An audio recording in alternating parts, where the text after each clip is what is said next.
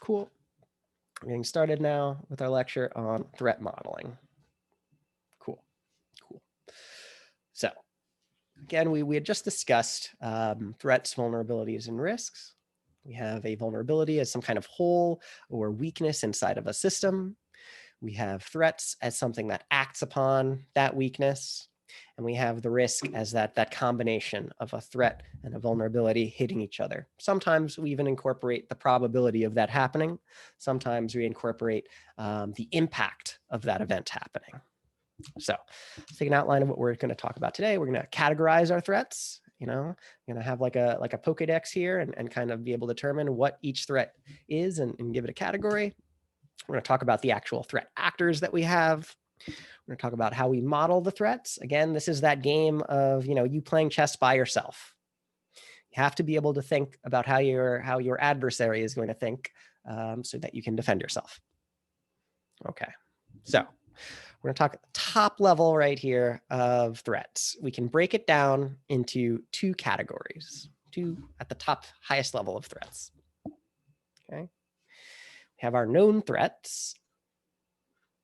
Okay, these are identified with a signature or a pattern matching.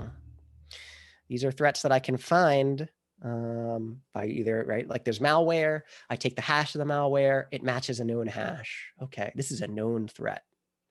When we were in Red Team and you were going through exploit DB, you were finding some vulnerabilities that are public. These are documented exploits here. Okay. Awesome, right? So if we have known threats, do you have any questions on what known threats would be?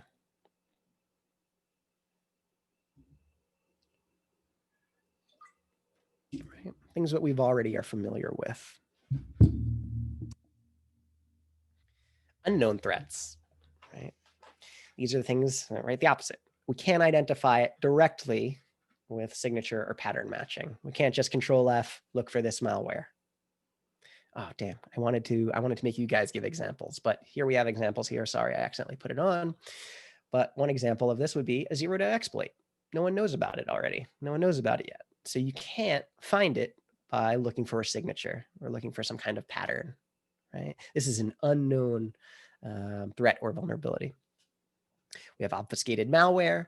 This would be like a malware that you either run through several different encoding or encryption schemes such that it doesn't, you try and hash it, it doesn't match a known hash anymore. We have recycled threats, which are threats that constantly get chained over to each other. It's like what was old is now new again. Recycled threats. We have our known unknowns. I would say this is we like the vulnerabilities or the threats we know are out there, but we don't know necessarily enough about them. For example, nation states, right? We might know perhaps that we're being targeted by a nation state, but we don't know which one, something like that. Then you have the unknown unknowns, the things we have no idea about. This would be like, what I said before, where I assume that there's nobody in my neighborhood, but there actually might be somebody in my neighborhood. Okay. So top level, the known threats, the unknown threats. Okay, let's break this down a little bit more. A couple categories here. So the first category, I believe we have 4 that we need to memorize specifically for CISA and to really have a good category of like what each threat is and how we're going to model each one of them. So the first one is our adversarial threats. These are the bad guys that we think of, right? These are folks that are doing things deliberately undermining the confidentiality, the integrity, and the availability of a system. Okay, these are the bad guys that are doing something on purpose. It's easy, and then we can try and model that behavior. Okay, other kinds of threats, accidental, right? I can think of I have a great example. I got to go look for the exact blog post for it, but I want to say either 2016 or 2018, a AWS engineer ended up taking down all of the United States East Coast AWS service, all of US East 1, took it down for a few hours. Why? Because he put the wrong thing in the command. He entered the wrong thing into his command line and took down all of US East 1. There's a blog post on it. I'm going to try and find it and link it to you guys. But, this is considered a threat. It's an accidental threat. Absolutely. But it is a threat that you guys need to model and be aware of and defend against, right? Mistakes happen, especially during work, right? And you need to be aware that these happen and come up with mitigations for them, right? This happened. You best believe Amazon came up with some kind of mitigation such that this never happens again. Okay. We have structural threats. This is when something is going to fail because it's kind of reached the end of its lifetime. So resource exhaustion, capacity, age, at a certain point, things actually break down. These are structural threats. And then our final category of threats, environmental. I'm talking fires, I'm talking heat damage, I'm talking water damage, earthquakes, power going out, right? Any of these natural or man-made disasters absolutely count as threats that you guys need to be thinking about to mitigate. Right? We could talk about the different ways data centers are built up such that air can flow around them so everything stays cool. And what would go wrong, what would happen if that didn't happen, right? If we weren't able to keep the data center cool, right? These are environmental threats that we absolutely need to consider, even as cybersecurity experts or analysts or engineers. Let's take a look at these a little bit more specific to cybersecurity now. Okay, let's give these guys names. Let's talk about them. Who would we say is our lowest level threat actor, right? Our lowest level adversarial threat. How would you describe them? What is the term that we would use? Script kiddie. Hey, you got it. Script kiddies, right? These are kind of like where you guys are at now, right? We can look up online and we could find some public exploits and we could run them. Sometimes effectively. Right? That is the level of expertise of this threat actor. What else do we know about them? They're generally not going to be developing their own offensive tools. Right? They're going to be using stuff that's public. They generally not have a huge bankroll. Right? They probably are not getting paid to do this sorts of work. They're generally working as individuals and not as a group. Right? So we would say that script kiddies are generally low-level threats. Okay, what would be the next step up from a script kiddie? What do you think would be the next level of threat for an organization? A hacktivist. Aren't the rest subjective? The rest, what's that, Wexler? I mean, would you say the rest go ranked? Isn't that the only one that you would rank, and then the next three are all kind of dependent? Maybe. Wow. Which one are you thinking of next? And I think was it Henele? You had said one. I just wrote the hacktivist. Hacktivist is up there. I'll add hacktivist. I don't have that as my next one, but I do have it on my list. So tell me about a hacktivist. What's the difference between a hacktivist and a script kiddie? Hacktivists have a cause. Absolutely. That's the number one difference between hacktivists and script kiddies. In fact, I'd say a lot of hacktivists are probably script kiddies. But the number one difference, and this is what you'd actually probably get asked about if they ask you any of these questions on the CISA exam or Sec Plus exam, the difference is that hacktivists have a cause, right? They are motivated by something that is more than just, for laughs or for fun or for money. And that makes them interesting threats. They're a little bit different than script kiddies. They'll work harder, right? They have a cause behind them. They're not just doing it for jokes and giggles. They're usually, not much more talented than script kiddies. I'll say that, right? Not much more technically capable. However, they do have that cause, right? These are folks that will be attacking you, with more zeal than, a script kiddie would be. It's something to pay attention to. We'll add this next group here. I'll give it this one. Is hacking groups, because there's a lot of overlap between script kiddie, hacking groups, and hacktivists. This is where instead of just having an individual, you have a group of them, right? So, I think of Anonymous, WikiLeaks, LulzSec, right? All of those hacking groups that are kind of disappearing more now, right? Those are threat actors that you may consider. Okay. Again, we have hacktivists right there. Above all of these three, I would argue we have the professionals, the black hat professionals. These are people who are generally looking to hack for financial gain, right? Generally not having as high of a bankroll as others, but maybe a mid-tier level threat was what we'll say if we're trying to categorize these guys at all, put them on some kind of spectrum.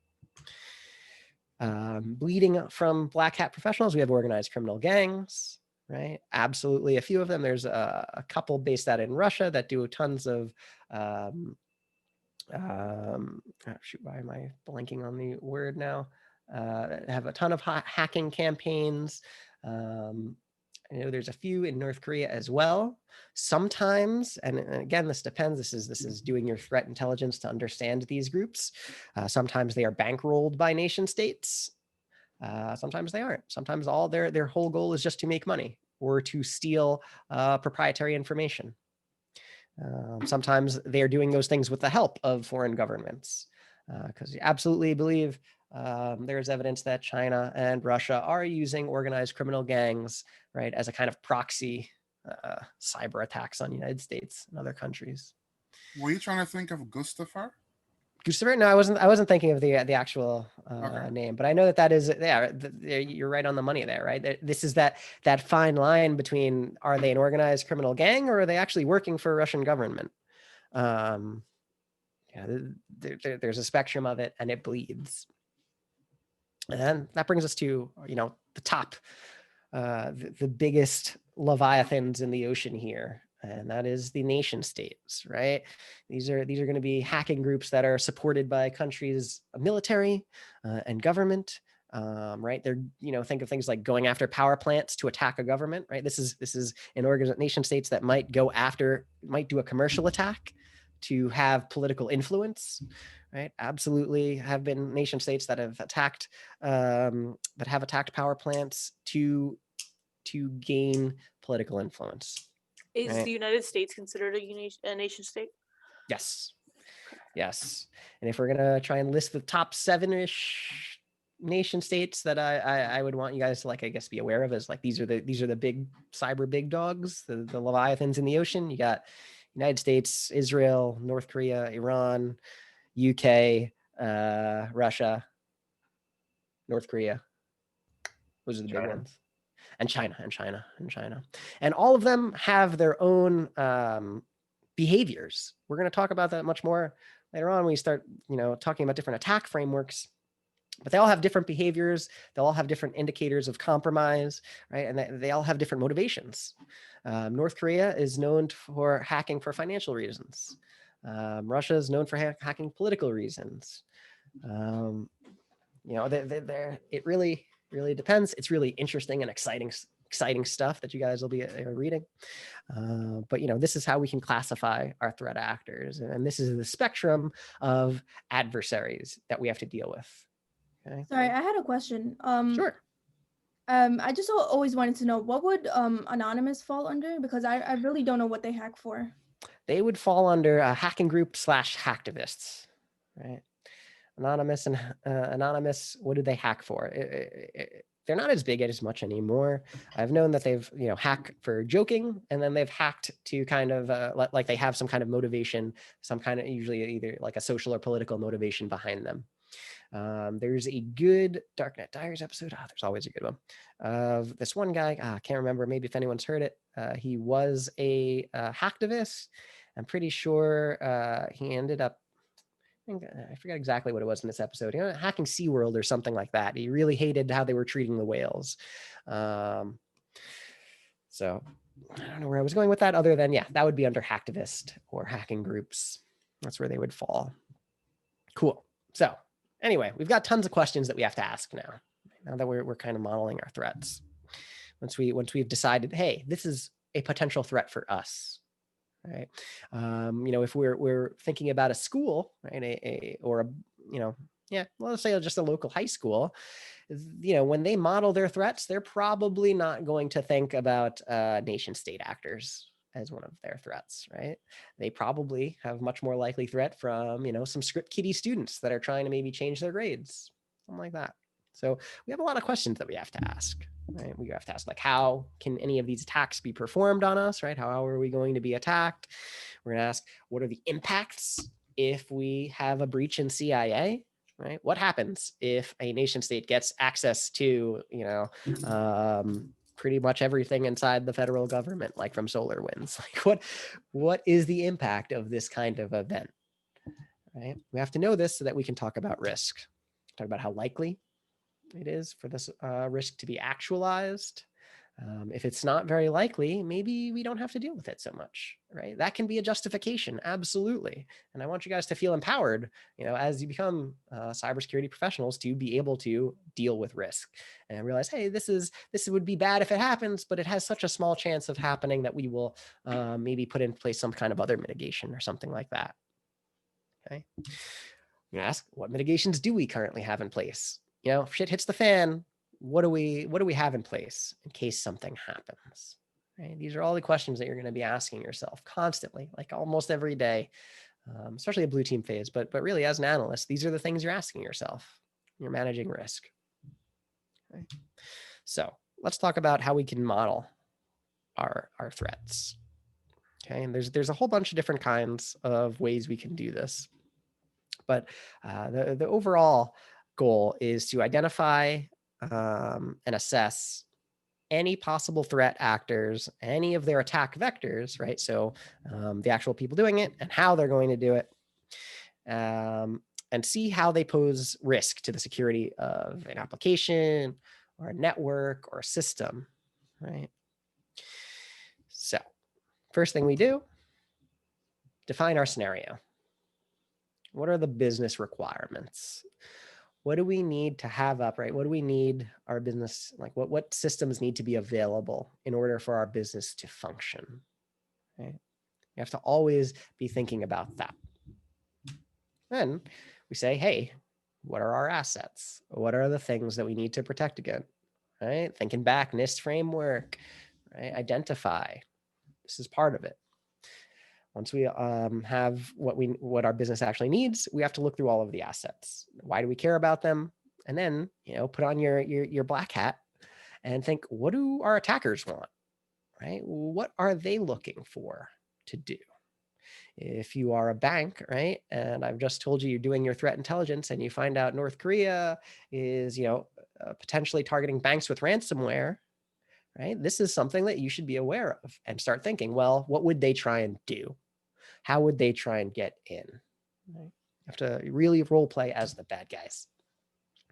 And then you brainstorm, right? You list out as many of these threats as you can. You literally are in a room with your coworkers, and you're kind of playing like D&D almost, and role playing and listing out all of the different threats that can actually happen. Like I said, your job is to be, like I said, I hate the word paranoid, but a little bit skeptical / paranoid, right? You have to be thinking about that. Hey, these things could happen. You have to be thinking about how each threat will target an asset, right? If you're protecting a high school from some script kiddies that want to change their grades, you're going to be taking a look at whatever that database server that holds the grades. Right? If it's a bank and you're looking at some kind of ransomware, you're trying to protect against that. Maybe you want to make sure all of the endpoints are protected or something, right?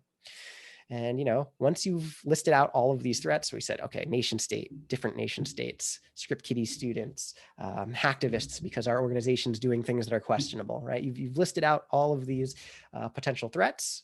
Your job is now to role play each of them and say, what if this risk is actualized and it affects CIA or AAA, what's going to happen, right? What is the bad stuff that happens? And then finally, right, once you've seen these things, maybe it's not so bad, right? Maybe it's not something that has a very high risk of happening, right? Again, like you said, you're defending a high school. Maybe you're not so much worried, right? You don't have a threat model necessarily for nation states because you're not really as afraid of them. You're not, you don't expect to be on their radar. That's how you're managing your risk. That's okay, as long as you can justify it. Okay, once you've decided what you're afraid of, you categorize and prioritize. Right? Maybe you're running a bank, you work for a bank, and you're worried about nation states and ransomware.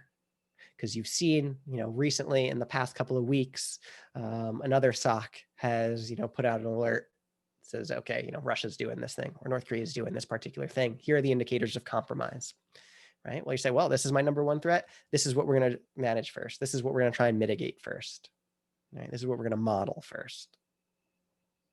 Cool. So how do we model it? Again, right? We talk about their capability. What do we think these bad guys are able to do? Again, nation states, we think they have like almost unlimited capability, unlimited money, unlimited funds to hire the best people from the best schools to work on these problems for a long time, right? They have the funds to run campaigns that go for years. Maybe it's just a script kiddie, right? They don't have as much capability and you're only worried about publicly available vulnerabilities or publicly available exploits. So you defend against those. Again, it completely depends on your situation and on your context. But the same thing for everybody is being able to understand what your adversary can do. Right? That's why we categorize them. So questions that you might have for your adversaries, right? Do they use acquired tools that are just like publicly available, like we've been doing, right? They go on to ExploitDB and find some exploits, or are they using augmented tools, right? Do they have developed tools that they've worked on? Maybe, maybe not. Maybe they're even more advanced than that, and they can get into the supply chain. I don't know, right? It depends on the capability, right? You have to update your threat model now if you are worried about a threat that can impact your supply chain. Way more questions to ask yourself, right? It's like a whole nother thing we hadn't even thought of yet. Okay, next thing we want to worry about when we're conducting our threat model is the attack surface, right? Again, the first thing we do with NIST framework is identify. So now that we've kind of built the map, we're looking at where are the points that a bad guy would get in, right? Where are all the points that receive external connections that take things in and out? Right? Because those are all of the vectors that can be exploited, right? Those are all the little holes that a threat actor can try to fit his way in, right? So that's why, again, first part of NIST framework is discovery, right? Like tomorrow we'll do asset inventory. Take a look at everything that's on the network. Think back to when you were in, red team, and the first thing we did was say, hey, let's do a ping sweep of this network and see everything that's on there, right? That is going to be a part of your role. So you're going to be taking a look at what's on the network: switches, routers, computers, websites, cloud services, any custom software, right? That is all part of the attack surface. And you need to be aware of it when you're building your threat model. Okay. And then finally, we got the attack vector, right? This is the specific path that the threat actor is going to use to get access to the system.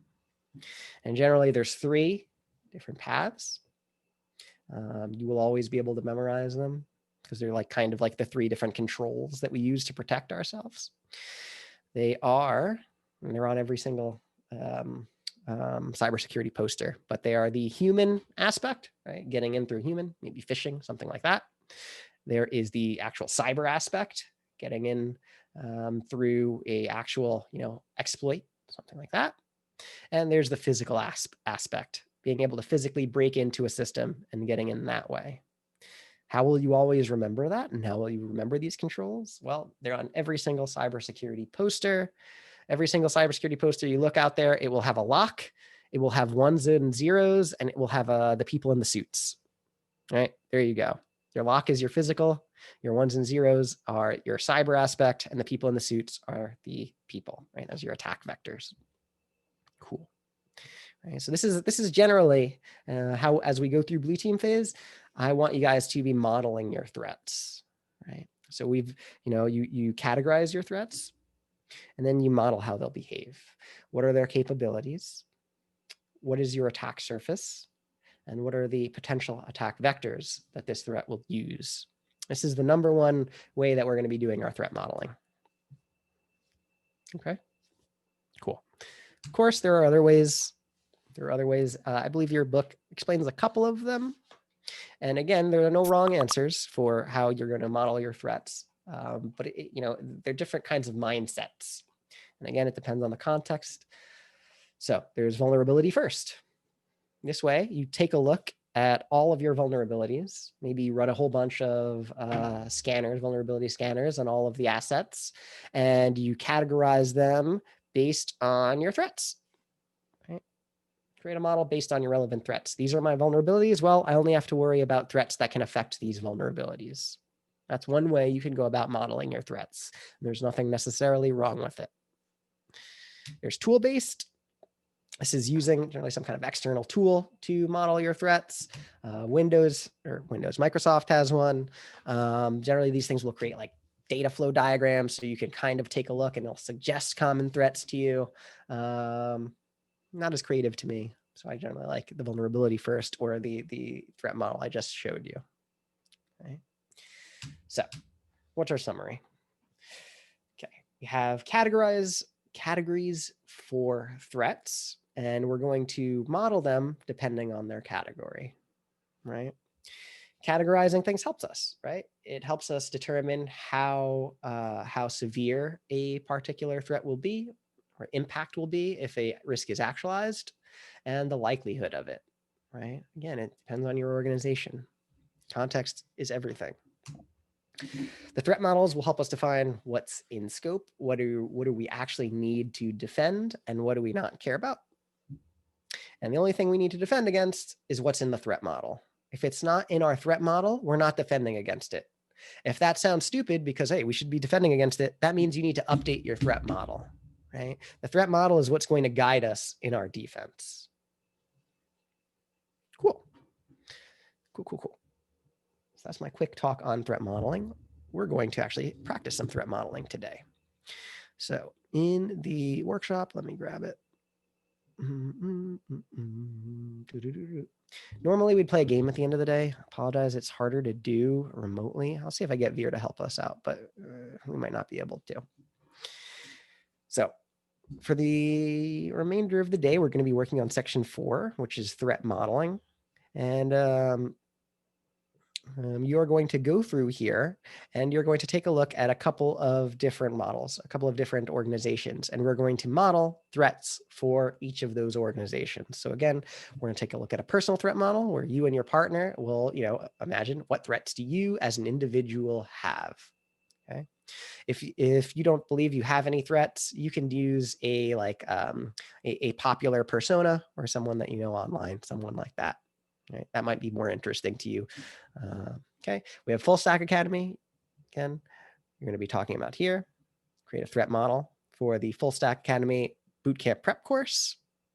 Specifically for that, you're going to choose a large internet corporation and model the threats for one of those. So probably pick a FANG corporation.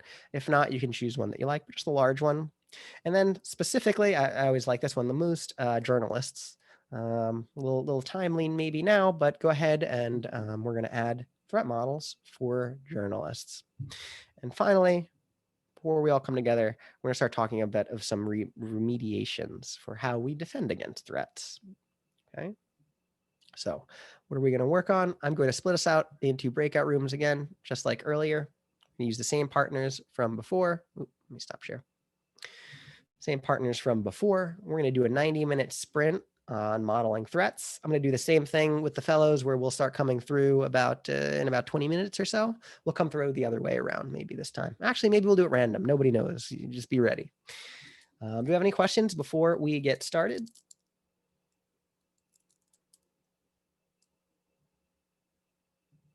Okay, stop recording.